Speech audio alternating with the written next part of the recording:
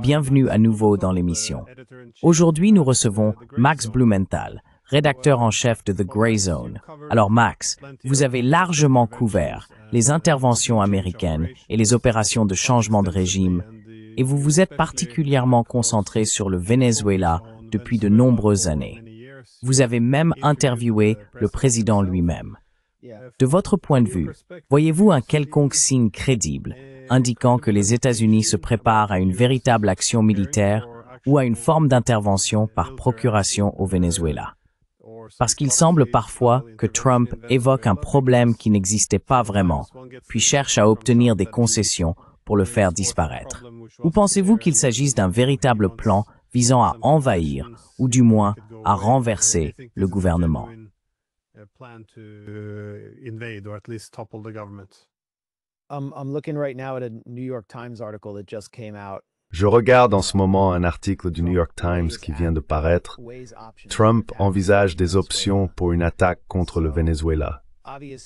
Il est donc évident que c'est quelque chose qui est sérieusement envisagé, car toutes les autres options se sont épuisées et ont échoué pour le régime américain, qui cherche à renverser le gouvernement du Venezuela depuis qu'il a modifié sa constitution et commencé à nationaliser les ressources sous la présidence d'Hugo Chavez, élu en 1998. Le premier coup d'État a eu lieu en 2002.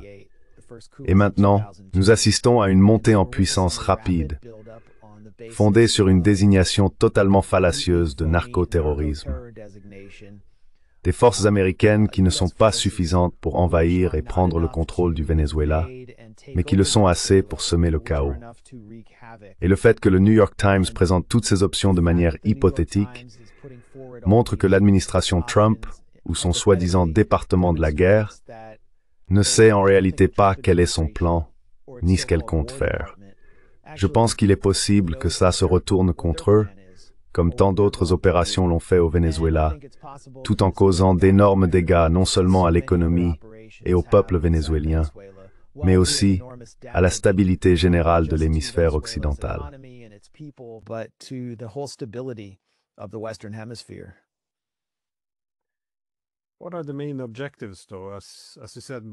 Quels sont donc les principaux objectifs? Comme vous l'avez dit, la plupart des gens, ou presque tous ceux à qui je parle, semblent rejeter complètement l'idée du narcoterrorisme, qui n'est pas un concept très convaincant. Mais s'agit-il surtout de pétrole, de lithium? Quels sont les principaux objectifs? Je sais que Trump, par le passé, a parlé assez favorablement de ce qu'il ferait, vous savez, de la possibilité de s'emparer des actifs pétroliers du Venezuela. Mais s'agit-il simplement de ressources naturelles ou y a-t-il autre chose derrière?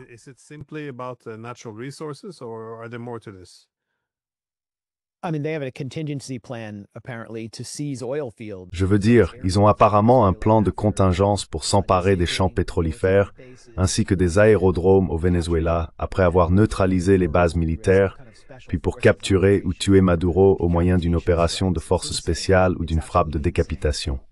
C'est insensé, absolument insensé. Et ils sont sérieux.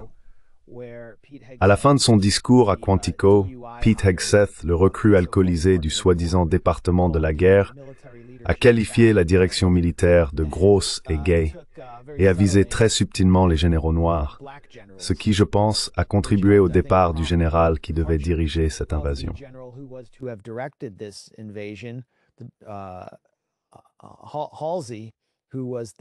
Halsey, qui était le directeur du Southcom pour l'ensemble de l'armée américaine, s'est opposé à ce plan insensé de l'administration Trump et est parti.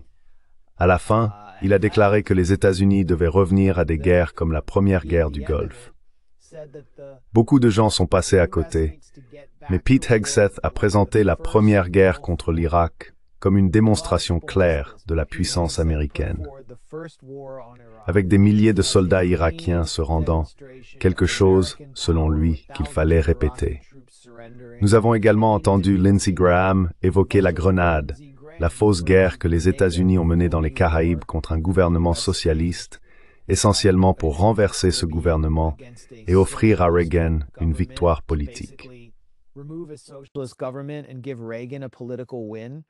And Panama, Et le Panama, la tromperie du Panama, où les États-Unis ont qualifié un ancien agent de la CIA, Manuel Noriega, qui avait pris un peu trop d'importance et s'opposait à l'intervention américaine en Amérique centrale. Ils l'ont traité de baron de la drogue, l'ont capturé et pendant ce temps ont bombardé le pays, laissant des centaines de civils morts et détruisant un quartier majoritairement afro-panaméen de Panama City, appelé El Chorrillo. Ils ont déplacé ses habitants, les ont enfermés dans des camps d'internement entourés de barbelés, puis ont installé l'un des gouvernements les plus corrompus de l'histoire, qui n'avait qu'environ 2% d'opinion favorable, transformant le Panama en un centre de blanchiment d'argent. Ce sont les modèles de ce que les États-Unis cherchent à faire au Venezuela.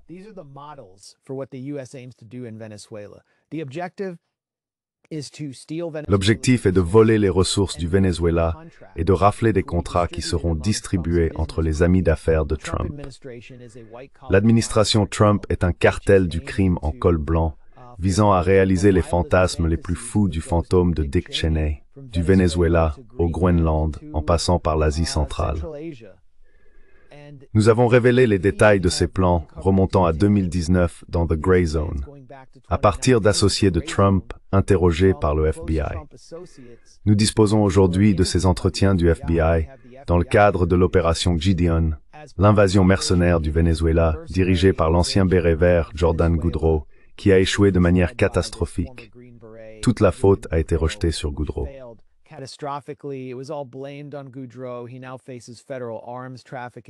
Il fait maintenant face à des accusations fédérales de trafic d'armes. Mais le fait est que Goudreau semble avoir été recruté pour cela par l'un des principaux associés de sécurité de Trump, Keith Schiller, le garde du corps de Trump, qui s'occupait de la sécurité lors des événements de Trump, détenait une licence d'exportation d'armes et fait maintenant du lobbying pour le Pakistan. Avec sa nouvelle entreprise, GreenMet, il s'est rendu au Groenland à la recherche de terres rares. Il a également créé une société appelée Global Governments pour lancer une invasion ou pour tirer profit d'une opération de changement de régime au Venezuela afin de décrocher des contrats pour les proches de Trump. C'était tout l'objectif. C'est ce que m'a dit Jordan Goudreau, et c'est ce qui ressort clairement de tous les entretiens du FBI que nous avons vus. Nous allons publier une longue enquête à ce sujet qui posera les bases de ce que Trump prévoit de faire au Venezuela. Mais il y a là un autre motif, et il est idéologique.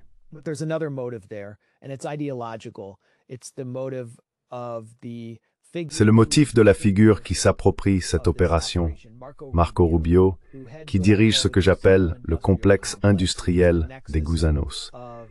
C'est le noyau des communautés de droite, anticommunistes et dites dissidentes d'Amérique latine installées dans le sud de la Floride, qui rêvent de renverser les gouvernements du Venezuela, de Cuba et du Nicaragua, ainsi que tout dirigeant de gauche qui pourrait se trouver sur leur chemin. De Lula da Silva à Gustavo Petro en Colombie. Mais ces trois cibles principales doivent être éliminées. C'est leur rêve, leur fantasme depuis la baie des Cochons. C'est pourquoi ils ont peut-être été impliqués, ou très clairement impliqués, dans l'assassinat de John F. Kennedy, pour ne pas avoir fourni de soutien aérien lors de la baie des Cochons. Je veux dire, cette obsession monomaniaque du complexe industriel des Gusanos pousse Marco Rubio dans une situation qui pourrait bien causer sa perte si les choses tournent mal.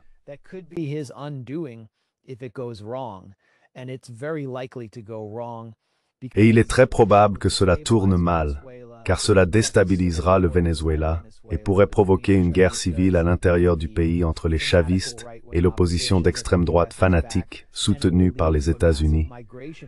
Cela entraînerait une vague migratoire massive qui a déjà déstabilisé la frontière entre les États-Unis et le Mexique et contribué à alimenter la montée de Donald Trump et sa victoire en 2024.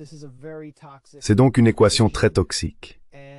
Les États-Unis ont fait tant d'efforts au fil des années pour tenter de renverser Hugo Chavez et son successeur Nicolás Maduro, mais tout a échoué. Maintenant, ils se tournent simplement vers la force militaire brute, sans provocation, sans prétexte, en inventant une fausse désignation de narcoterrorisme pour justifier l'ensemble de l'opération, afin de donner une apparence de base légale à ce qu'ils s'apprêtent à faire. Cela signifie que ces fusifus contre la fausse contre le terrorisme de Dick Cheney avaient la fausse guerre contre la drogue de Ronald Reagan pour parvenir à leur fin.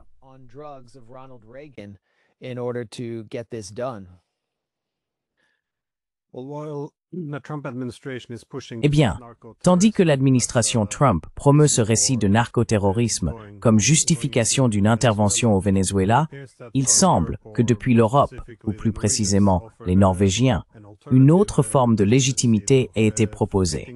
Une légitimité qui s'inscrit davantage dans la tradition de l'hégémonie libérale.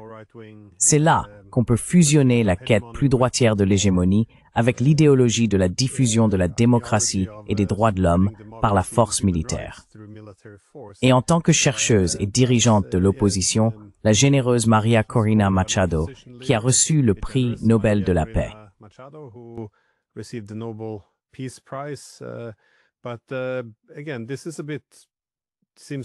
Mais encore une fois, c'est un peu plus flagrant que d'habitude, dans la manière dont elle encourage ouvertement une attaque militaire contre son propre pays, offrant en somme les ressources naturelles de son pays aux Américains s'ils viennent simplement envahir. Je l'ai aussi entendu, je crois, accuser le président vénézuélien d'être le cerveau derrière la fraude électorale de 2020 qui aurait soi-disant volé la victoire à Trump. Je veux dire, c'est une lauréate du prix Nobel de la paix, assez intéressante tout de même. Comment comprendre cela?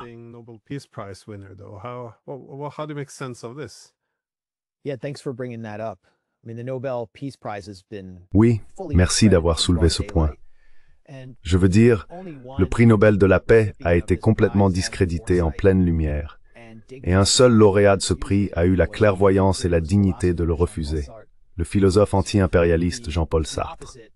En quelque sorte l'exact opposé, à la fois politiquement et intellectuellement, de charlatans comme Bernard-Henri Lévy, qui soutient les changements de régime du Venezuela à l'Iran. Maria Corina Machado représente le nadir, le déclin absolu de la crédibilité de la classe transatlantique, qui a soutenu le génocide à Gaza, sans jamais s'y opposer, sans même envisager de soutenir la nomination des secouristes de la bande de Gaza, ou des journalistes de la bande de Gaza.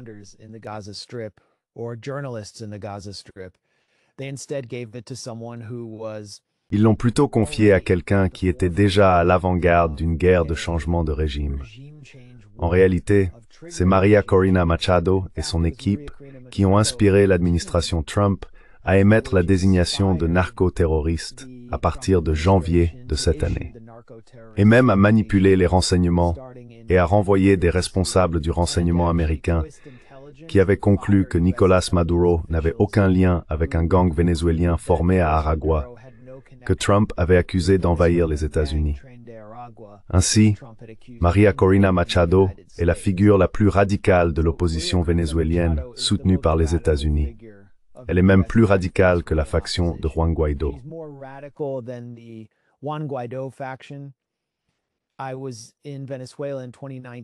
J'étais au Venezuela en 2019, lorsque la faction de Juan Guaidó se préparait à un coup d'État militaire.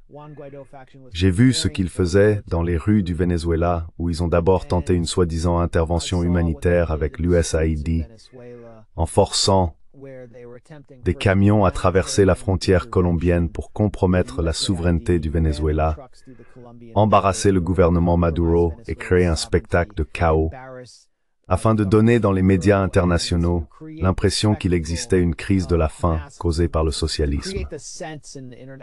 Mais Maria Corina Machado, ce même jour je l'ai vue à Caracas tenter de diriger des bandes de nervis et d'autres Vénézuéliens de la haute société, pour la plupart à la peau claire, afin de prendre le contrôle d'une base aérienne de Caracas appelée la Carlota, ce qui n'a mené à rien. Ils criaient à travers les clôtures, essayant de convaincre les soldats de se rallier à leur cause.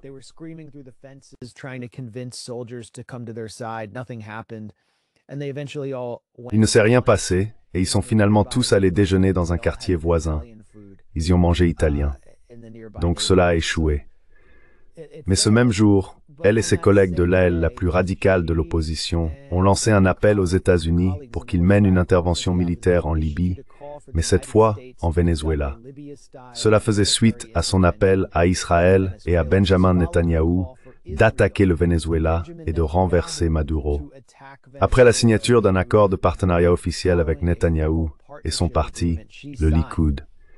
Cela montre donc vraiment qui elle est et à qui le comité Nobel a décerné son prix.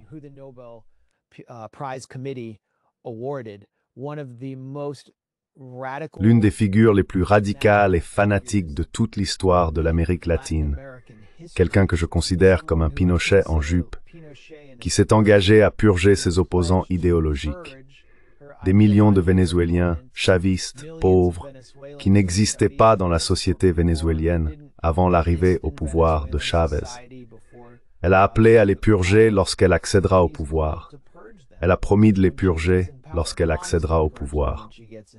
Et elle cherche à s'attirer les faveurs des forces dont elle pense avoir besoin pour s'emparer du pouvoir par les moyens les plus antidémocratiques possibles, une intervention militaire.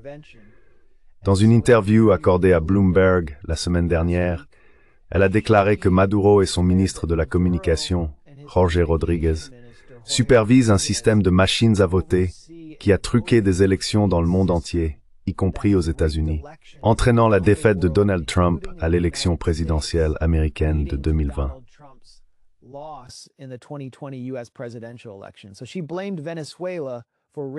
Elle a donc accusé le Venezuela d'avoir truqué l'élection présidentielle américaine. Et elle a évidemment dit cela pour énerver suffisamment Donald Trump afin qu'il autorise le bombardement de son propre pays. En plus de cela, comme vous l'avez mentionné, elle a à plusieurs reprises promis lors de son interview avec Bloomberg et dans un entretien avec Donald Trump Jr. de remettre les ressources de son pays à divers cartels d'affaires proches de Donald Trump. C'est donc cette personne qui est censée prendre le pouvoir. Et je pense qu'il est important de noter que le New York Times et d'autres journaux libéraux l'ont présentée comme la Dame de Fer et comme une héroïne de la démocratie lorsqu'elle s'est présentée à l'élection présidentielle de 2024. C'est vraiment à ce moment-là que s'est produit le tournant qui nous a conduits à la crise actuelle.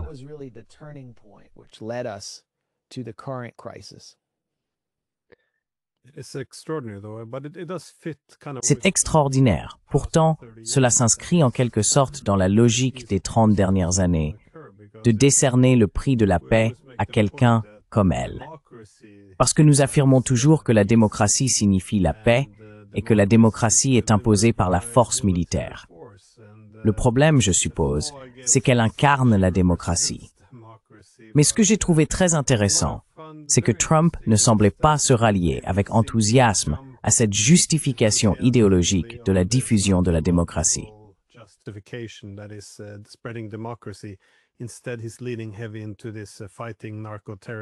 Au lieu de cela, il s'appuie fortement sur cette lutte contre le narcoterrorisme, qui s'inscrit davantage, et ironiquement, dans la catégorie de la loi et de l'ordre, là où il cherche à asseoir sa légitimité. Mais dans ce cadre, bien sûr, cela soulève certaines questions concernant les attaques déjà menées, principalement contre ces bateaux vénézuéliens. Cela déroute beaucoup de monde, car le Venezuela est assez éloigné des États-Unis. Comment interpréter ces attaques contre ces navires? Car certes, s'ils transportent de la drogue, cela semble difficilement conforme au droit international.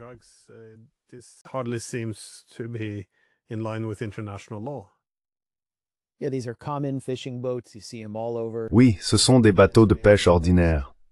On les voit tout le long de la côte vénézuélienne. Ils sont très petits. Ils ne vont pas très loin. Ils ont 2 moteurs hors bord et la quantité d'essence qu'ils peuvent transporter. Il est impossible d'emporter assez de carburant sur ces bateaux pour atteindre les États-Unis. Aucun d'eux ne se dirige vers les États-Unis. Aucun.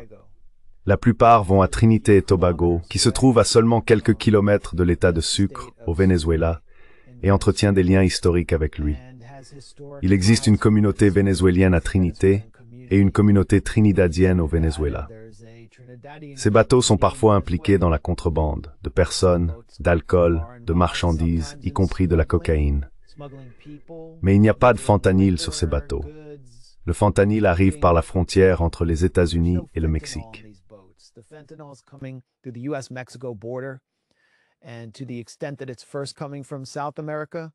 Et dans la mesure où cela vient d'abord d'Amérique du Sud, cela passe par la côte ouest.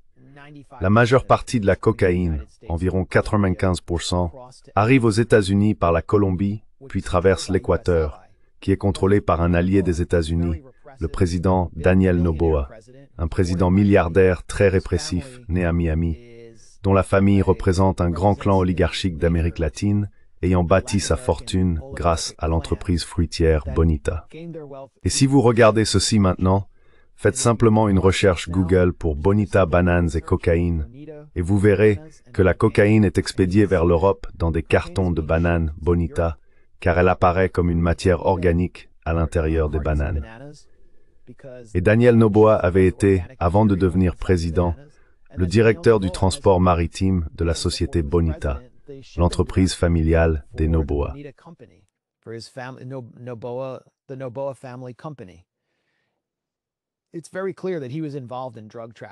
Il est très clair qu'il a été impliqué dans le trafic de drogue, que la fortune familiale est liée au narcotrafic, et qu'ils ont collaboré avec la mafia albanaise pour faire entrer de la cocaïne en Europe et aux États-Unis. Après son dernier voyage en Amérique du Sud, Marco Rubio est monté sur scène avec Daniel Noboa, le présentant comme un partenaire clé dans la nouvelle guerre américaine contre la drogue. Mais ce n'est pas une guerre contre la drogue. C'est une guerre pour contrôler le commerce de la drogue. Et les États-Unis n'ont aucune intention d'y mettre fin. Si les États-Unis avaient réellement l'intention d'empêcher leur société d'être empoisonnée par les drogues, alors pourquoi des proches de Donald Trump, comme Rudy Giuliani, qui était l'avocat de Trump, ont-ils également été les avocats de Purdue Pharma et de la famille Sackler, responsables de la crise des opioïdes qui a tué des millions d'Américains, notamment dans la Rust Belt, dans les bastions de Trump?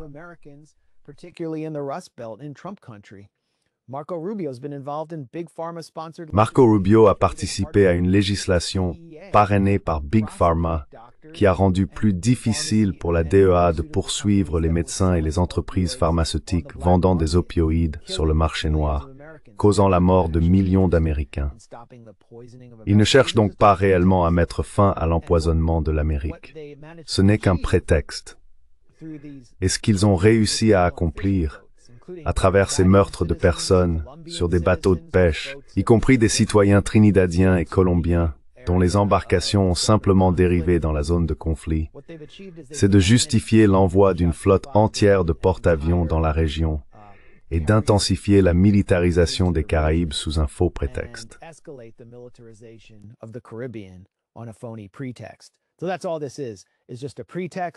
Donc, tout cela n'est qu'un prétexte pour organiser une démonstration navale de force massive qui servira ensuite à éliminer le soi-disant narco-seigneur Nicolás Maduro ou ses associés. Et de quoi dit-on que Nicolás Maduro est responsable? On appelle cela le cartel des soleils. Il y a actuellement une prime de 50 millions de dollars sur la tête de Nicolás Maduro pour le tuer ou le capturer. Le département de la justice des États-Unis l'a augmenté depuis 15 millions en, je crois, 2018. Et c'est, soit dit en passant, la même somme, 50 millions de dollars, qui avait été placée sur la tête d'Oussama Ben Laden. Qu'est-ce que le cartel des soleils? C'est quelque chose qui n'existe pas. Il n'y a pas de cartel des soleils.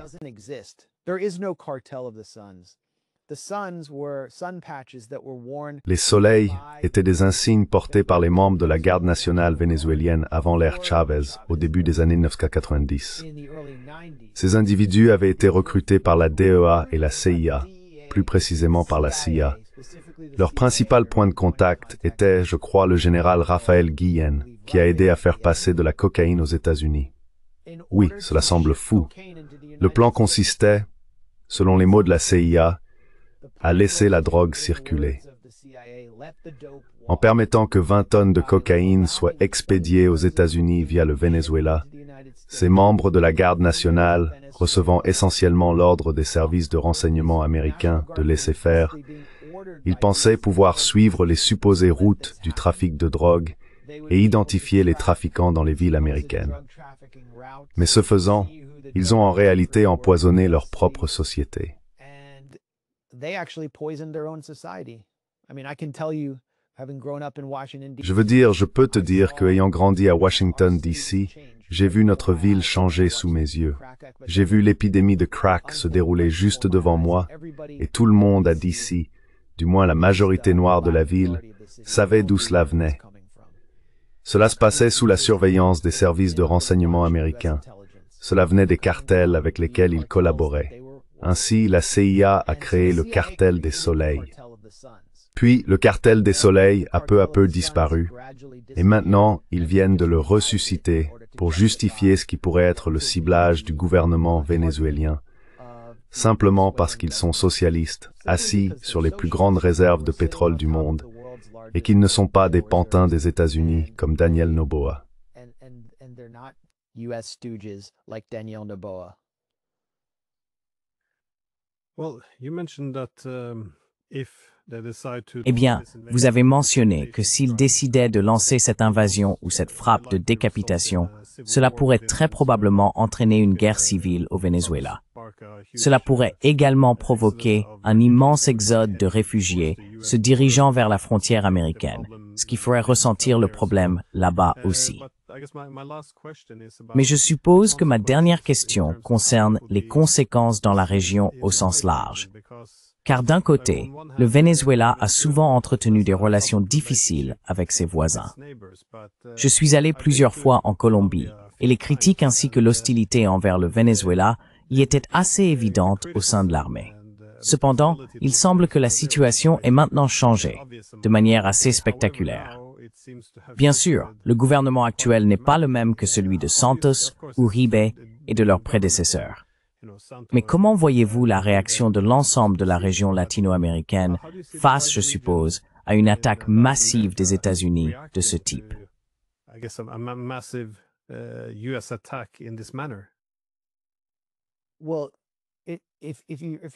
Eh bien, si vous parlez de la Colombie, il est important de comprendre à quel point la société colombienne a souffert à cause de l'assaut des États-Unis contre le Venezuela. Les sanctions unilatérales imposées par les États-Unis au Venezuela ont été responsables des vagues de migration qui ont traversé la Colombie. Et la Colombie, déjà un pays pauvre ayant connu sa propre histoire traumatisante avec la guerre civile et la guerre contre la drogue, il a dû absorber des centaines de milliers de migrants. Cela a exercé une pression énorme.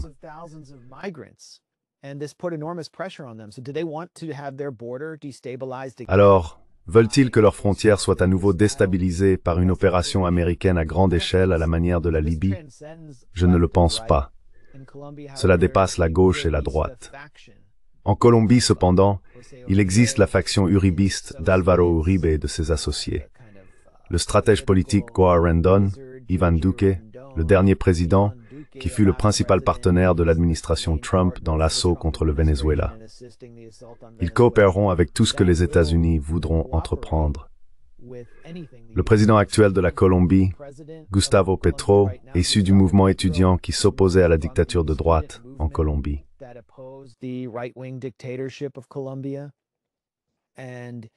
Et il incarne en quelque sorte la capacité de la société colombienne à surmonter le traumatisme de la guerre civile et à dépasser l'idée que toute la gauche colombienne se résume aux guérilleros des FARC.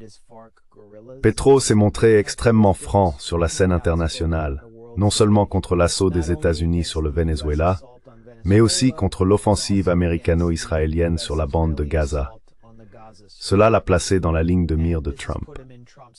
Il est désormais personnellement sanctionné par le régime américain et il a organisé plusieurs très grands rassemblements à Bogota contre la militarisation américaine dans les Caraïbes. Comme je l'ai déjà dit, des citoyens colombiens ont été tués lors de ces frappes aériennes américaines contre des bateaux. Mais Petro ne contrôle pas l'armée. Petro doesn't control the military. The military is infested with. L'armée est infestée d'éléments de droite pro-américains. Donc je veux dire, il la contrôle techniquement, mais il se peut qu'il ne la contrôle pas idéologiquement, de la même manière que Maduro le fait au Venezuela, avec son armée. Et je sais que l'armée a également eu, au fil des ans, des partenariats en Colombie avec des milices de droite. En même temps, il y a les FARC, les restes des FARC en Colombie, qui sont formellement ou effectivement alignés sur le gouvernement du Venezuela. On pourrait donc voir un conflit civil déborder de la frontière vers un endroit comme la Colombie. À l'est du Venezuela, il y a le gouvernement de Kamla Persad-Bissessar, la présidente de Trinité et Tobago, qui représente vraiment la communauté indo-trinidadienne et est très pro-américaine, au point qu'elle est pratiquement prête à enfiler une casquette MAGA.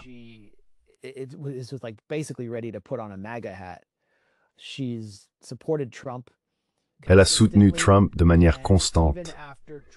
Et même après que les frappes aériennes de Trump ont tué des citoyens trinidadiens, sans aucune preuve qu'ils étaient des trafiquants de drogue, elle a redoublé de soutien à la démonstration de force des États-Unis.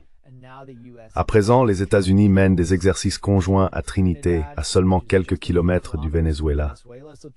Ainsi, Trinité et Tobago est devenu le principal point de départ de l'assaut contre le Venezuela, et cela a une signification plus large. Depuis une génération, voire plusieurs, les États-Unis cherchent à empêcher l'intégration régionale des nations caribéennes, afin de les maintenir faibles et fragmentées, car une intégration signifierait qu'elles deviendraient un bloc puissant, doté d'un immense potentiel humain et de ressources considérables. Maintenues séparées, elles ne sont qu'un ensemble d'îles ayant la capacité de voyager les unes vers les autres.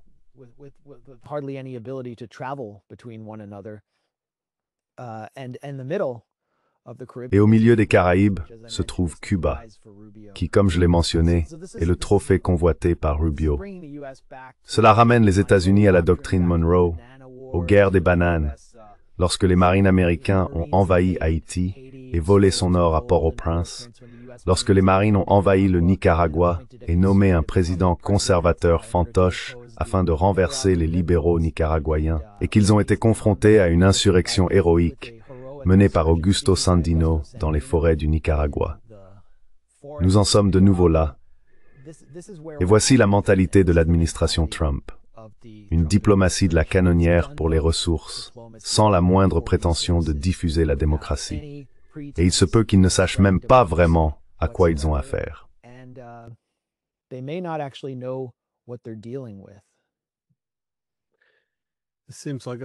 Cela semble être une réaction malheureuse au moment multipolaire, tenter de consolider la domination totale des États-Unis dans l'hémisphère occidental.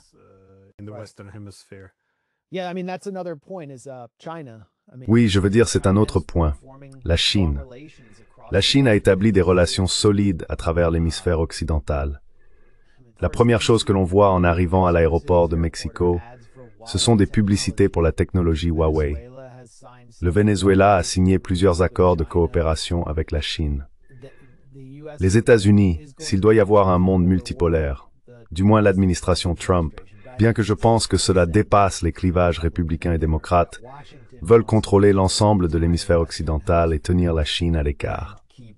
C'est un objectif majeur ici.